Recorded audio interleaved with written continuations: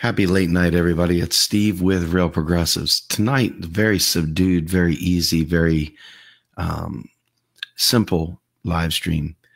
Tonight's discussion is about the idea of being responsible with the information that you have from modern monetary theory.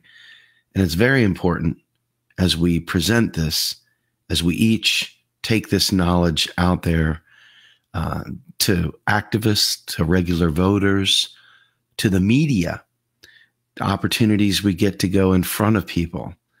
And I've been doing this almost 10 years. I've got a Master of Business Administration. I have a Master of Science in Technology Management. And I learned a lot of the traditional classical economics. I learned, about Keynes. I learned a lot about Friedman and Hayek. I learned a lot of the establishment type knowledge that they impart to you, or anti-knowledge, as it were. But here's one thing that I've learned over the course of time in being an MMT activist.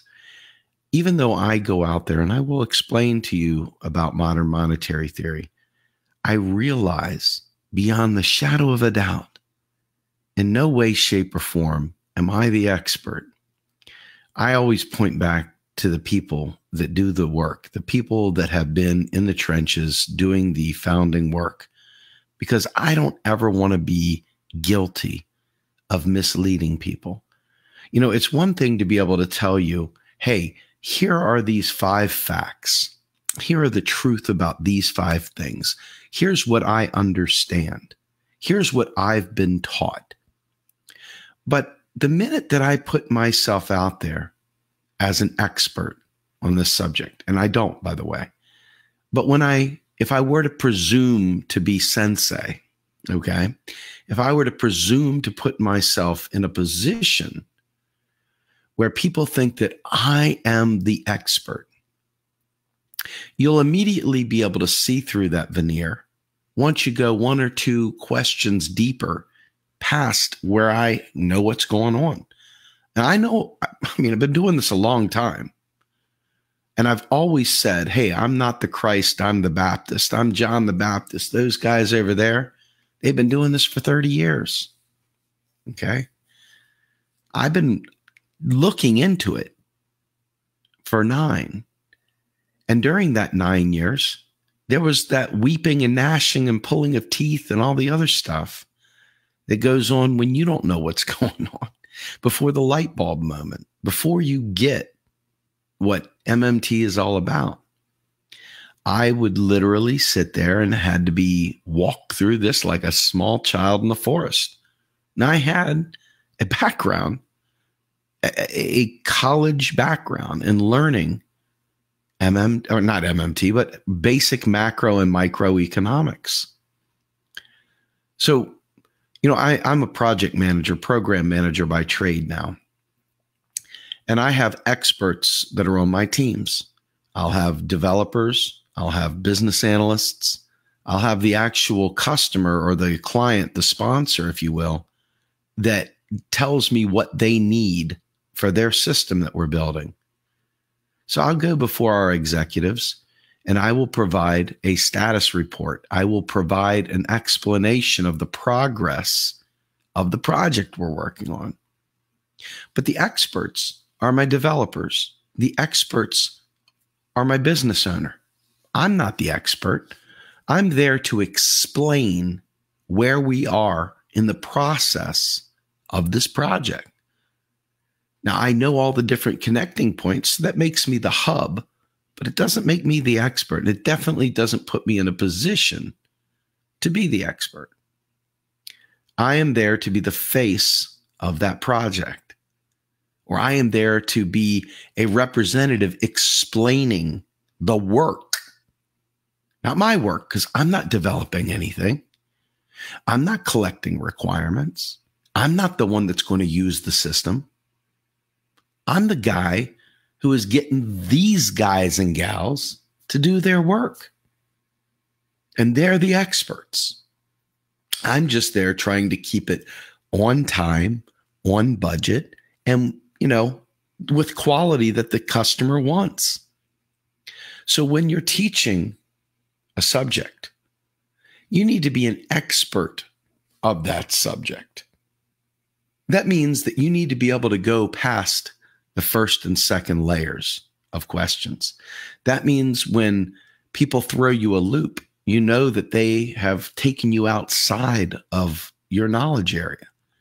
That means that you know where the guardrails are. That means you know the subject deep, deep down, way down. Okay. And one of the things that is concerning about how MMT is used by activists and novices, people that have come in recently into the fold of modern monetary theory, is understanding that there really are experts out there and we ain't it. That we ain't it. I mean, we are experts at being activists with this, the information. Because here's the thing. I didn't do any of the work that came up to show you that federal taxes are deleted. I didn't make this up. In 1998, then Stephanie Bell, who is now Stephanie Kelton, wrote an incredible white paper for her doctoral thesis. She went out to prove that Warren Mosler was wrong. And as she dug through, she's like, son of a bitch, the man's exactly right. And she told that story at the MMT conference. I think she actually told it when I interviewed her and Bill Mitchell here at Real Progressives. But the point is that she was a part of that development team. She was part of the team that really took MMT to greater heights. We at Real Progressives are not, Ellis Winningham, who is on our team, is an expert. Ellis Winningham on this team is a teacher. Ellis Winningham is somebody who can take you down to the deepest depths of what MMT actually is. Most of what you hear from us ends up being maybe the summary heading of a chapter outline. You hear maybe one or two levels in, but the rabbit hole goes deeper and deeper and deeper. And it's not rabbit hole kind of knowledge that the average person even needs. Most of this stuff is really, really wonky detail stuff. But as you boil it up to the top, then we give you what you need, because understanding the basics of MMT allows you to be a good activist. It allows you to help regular people push away from the lies that they've been told by the boob tube. It helps you help people push away from the lies of these politicians who have taken your heart in their hands and then thrown it on the floor and squashed it. It allows you to say, I understand why the world isn't working in my favor. And it's not because the rich, or it's not because of this. MMT helps inform us that most of politics is bullshit. MMT shows us definitively that we can have nice things, that the culprit is Congress. MMT shows us that all the fear porn about inflation and all the fear porn of hyperinflation and all the fear porn of what it would be like to have a robust New Deal, it's possible. But there are people that have dedicated their entire existence, dedicated their lives to the deepest diggery, digging deep into the implications of what MMT is. It's not MMT. It's just what truth is. It's like, I don't call it MMT if I'm digging in my car and I'm trying to identify the parts of the brake system. I document that. I'm like an archaeologist. The brake goes here. Yep, there's the owner's manual. Yep, yeah, okay. And then the brake line goes over here. Yep, good point. Great. There you go. That's MMT. Then you have post-Keynesian economics, which is closely aligned, but not exactly. And then you got another school, which is Koleski, which is Bill Mitchell and Ellis Winningham. A lot of people are Keynes. A lot of people are Koleski. But the point is, you don't probably know most of that. You may know some of Keynes's general theory. You may know some of the different things that you've heard throughout time. You definitely have heard Milton Friedman's quantity theory of money, which has been debunked. But the point I'm making here is most of what we've learned, even if we have an MBA, which I do, and the bills to pay for, right? Most of what we learned was just head knowledge. In fact, I passed tests in my graduate studies that I had no idea what the real world implication was of the math that I just did. I did this extensive math problem that made me sick in my stomach because I suck at math. And I got an A or a B, whatever I got. But I had no idea why it mattered. I had no idea what any of these things mattered. I really didn't fully grasp why or why not GDP does or does not matter. GDP is simply the nation's income, right? Anyway, without getting into the deep dive, it's very important to understand that as an activist, you're not going to be an economist. You're not. I mean, you can go to school. There's great school out there. You can go to UMKC. Hell, Stephanie Kelton's at Stony Brook up in New York. If you can afford to get in there, knock yourself out. Maybe she'll teach you there too. You got Bard College where Pavlina is. But you're not going to probably be an economist. Most people won't be. There's a few of you guys that'll decide, what the hell, man? And great, we need more. But the average person, they just need to understand. It's not just that federal taxes don't fund spending. That's kind of like, since people are just absolutely enamored of bumper stickers, that's our icebreaker. That's like, hey, baby, how you doing? Okay. And makes people take notice. It's like, what did he say? Did he just say federal taxes don't fund spending? Well, they don't. However, federal taxes do drive the need for currency because it's payable only in that currency. So if your tax is going to come and you need dollars to pay it, you're going to need to have dollars, whether you like Bitcoin or not, right? So these are little fundamental things that an activist might cue on. But when you listen to someone like Rohan Gray, Rohan is speaking in the stratosphere. Even when he says, fuck, it sounds academic. This is a guy who is brilliant. Nathan Tankus, brilliant man. Raul Carrillo, who I'll have with me Sunday night at 8 p.m. here, of the Modern Money Network. Genius. These guys are talking from a legal level. They're all lawyers or lawyers in training, and they're all working in their field, and they're all passionate about the law and money. Because what is the US dollar? It's a law. You see a piece of paper, but the reality is the piece of paper only derives its value because it's a law and it's taxed. We tax in the US dollar. So you've got to have the US dollar. So when people say, what about, foreign exchange? What about this? What about that? What about this? If the government can tax you, it's worth something. Because you don't pay your taxes, bad things happen. That's an activist talking. That's not going to be on a test in college. And so it's very important, for the sake of not only modern monetary theory and its advancement, which will save lives. It's absolutely transformative in its simplicity, but it's also deep. It's deep. Think about all the crazy nonsense that you've heard about the Federal Reserve. People don't even know what it does. MMT helps you get through that. People don't have any understanding of what inflation is.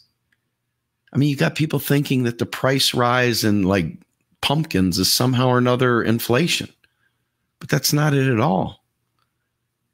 There's demand pull, I mean, there's all kinds of different types of inflation, but there is real, honest to goodness inflation is elevated prices for everything. Like everything's just gone up. It's not just like one thing or another thing. It's everything. And so people run around with terrible ignorance about what is hyperinflation. MMT will teach you that. People run around saying the dollar's backed by oil. It's not. It's backed by taxes, just like it is in Japan and Australia, right? We're not talking about any fun conspiracies. This is simple facts. This is, again, you're under the car, you're tracing the brake line. Okay, when I hit the gas pedal, this does this. When I hit the brake pedal, this does this. Document it. There's what it is. That's MMT. It is the operations manual for how a fiat currency works, and it really describes currency wherever it is. If it was in the gold standard, it described the gold standard, which is just a peg, meaning you're giving this $1 will equal exactly 0.5 blah, blah, blah of gold, or 20 chicken necks, or 2 turkey wings, or whatever. People, when they learn MMT, to the degree that an activist needs to learn MMT, are able to take that knowledge and fundamentally transform how they talk politically, how they feel possibilities are even available to them. Because if you think of the neoliberal world, you're reduced to saying, I'm fighting against Republicans and Democrats or this, and I'm fighting against these people and fighting against, I mean, I talk to my mother and it drives me crazy. I love the woman to death. But she can't have a conversation with me because I have to be a Democrat or I have to be a Republican. And I explain I'm an MMT progressive. What does that mean? Well, MMT is just a description of how the system works. I don't see too many Democrats, save for Alexandria Ocasio-Cortez and Sarah Smith and a few others. We're starting to see a bunch of them come out now because people have broken away from the whole bullshit of Rothschilds and nonsense like that is just stupid, just devoid of value, right?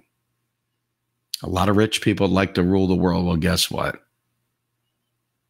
Doesn't mean the dollar is something different. It is what it is. It's a fiat currency. And you get over it, and you get over it fast, because that's what MMT does for you. It allows you the freedom to make better decisions.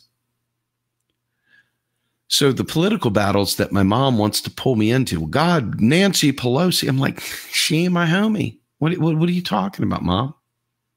Well, Dianne Feinstein. Oh, yeah, she's evil. I agree with you, Mom. Oh, aren't you a Democrat? I'm like, Mom, I'm an MMT progressive. Well, do they run candidates? We're starting to pull them out of the hat, man. They're coming out. And she's like, well, okay. I'm like, but Mom, you're a Republican, whatever. MMT works for Republicans too, doesn't it? You see them cutting taxes without trying to figure out how to pay for it. You see them going to war just like the Democrats do. Nobody asks, how are you going to pay for it? So why is it the minute I tell you I want to make sure that my kids can go to the doctor without worrying about being bankrupt? Why does that suddenly bring about, well, oh my God. Well, it's because people are ignorant. My mom, I love her. She's ignorant. MMT breaks the ignorance. And when I see people double down on stupid, it's hard not to throat punch them. Right? I mean, seriously. When you see people double down in this, it's like, what about survival of the species seems up for debate to you. This is basic shit. It's verifiable. It's easy. There's an entire group of academics. There's a lot of empirical data. Do the homework. It's there for you. But if you don't want to dig that deep, I did it for you. I can't teach you, but let me give you this list of economists and list of people that did do the hard work, that have written countless white papers on things like the federal job guarantee. I'll put you over to Pavlina Cherneva. I'll put you over to Fidel Kaboub. I'll put you over to Bill Mitchell. I'll put you over to Warren Mosler. I'll put you over to Kelton. I'll put you over to Rohan Gray. These are people that survive in a different stratosphere. They've put their life into this, and they're great people. Okay, they're smart as a whip, but they're not on our level. They're trying to change the world in a different way. So there's this big, wide open, gaping wound in the movement. And that's the activists. That's the voters. That's the politicians. And that's where Real Progressives plays.